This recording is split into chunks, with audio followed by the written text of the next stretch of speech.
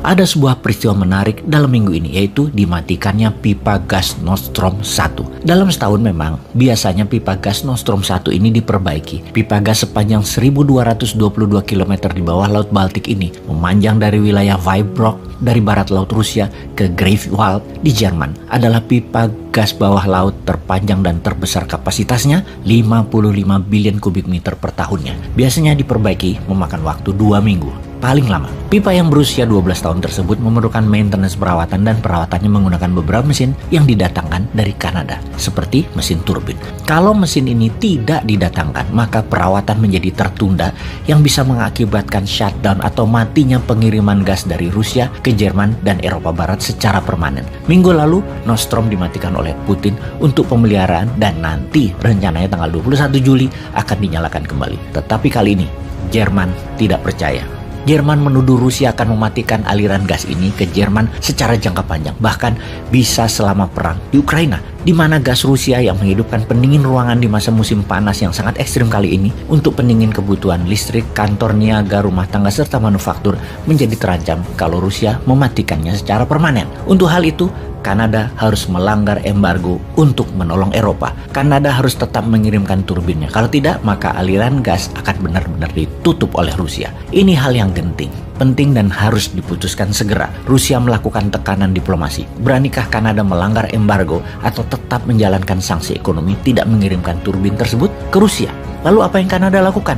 Yang menarik adalah ternyata mesin itu akhirnya dikirim oleh Kanada. Padahal Rusia lagi kena sanksi ekonomi, lagi diembargo, tapi Kanada tetap mengirimkannya. Hal ini dikutuk keras oleh Ukraina, namun Kanada tidak peduli. Kanada mengatakan mereview sedikit sanksi ekonomi tersebut. Mengapa Kanada mengirimkan turbin tersebut? Ternyata karena disuruh dan mendapatkan dukungan oleh Amerika. Pemerintah Amerika dalam jawabannya mengatakan dengan adanya gas tersebut terus mengalir, penting untuk menyiapkan Eropa akan cadangan energi di mana saat ini sedang mengalami musim panas yang ekstrim, di mana sebentar lagi akan mengalami cuaca dingin yang sangat ekstrim.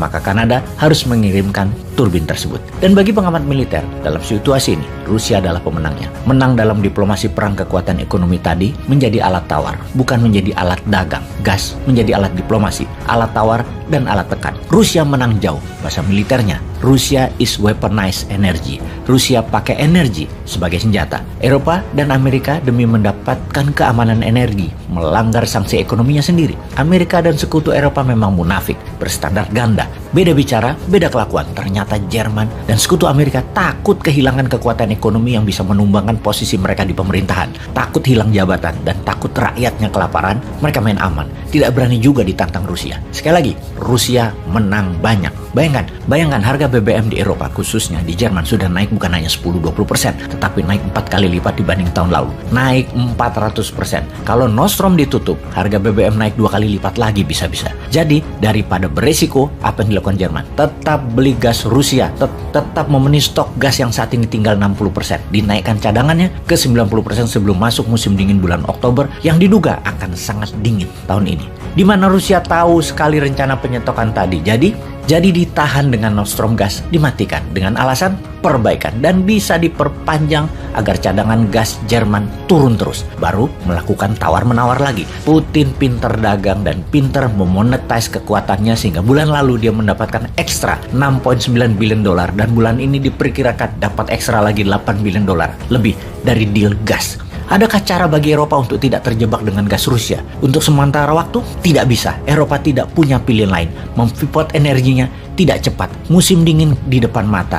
Saat ini Eropa tegang menanti D-Day tanggal 21 Juli. Tanggal Putin akan memainkan kartu trufnya. Apa yang Indonesia bisa ambil pelajaran dalam hal ini? Kalau mau menjadi negara superpower dan global player, tirulah Rusia. Misalnya, Indonesia menggunakan kekuatan thorium, mineral tanah jarang yang Indonesia miliki terbesar di dunia. 1 ton thorium bisa membangun 350.000 megawatt listrik alias 4 kali lipat terpasang listrik saat ini. Kalau kita menghasilkan thorium untuk ASEAN, tiap hari kita kirim gram-graman untuk kebutuhan bulanan, bahkan paling lama 1 tahun listrik negara ASEAN. Bahkan beberapa negara besar dunia lainnya, Indonesia memiliki power menjadi pembeda. Maka kalau mereka melakukan hal yang macam-macam, maka thorium itu kita tahan. Thorium bukan alat komoditi, tapi alat tawar, alat tekan, dan alat diplomasi. Maka Indonesia akan dihormati. Bayangkan, listrik dengan bahan bakar gas, dengan bahan bakar batu bara menjadi mahal karena listrik bertenaga thorium harganya setengah dari harga batu bara. Selain murah, hanya Indonesia raja thoriumnya dunia.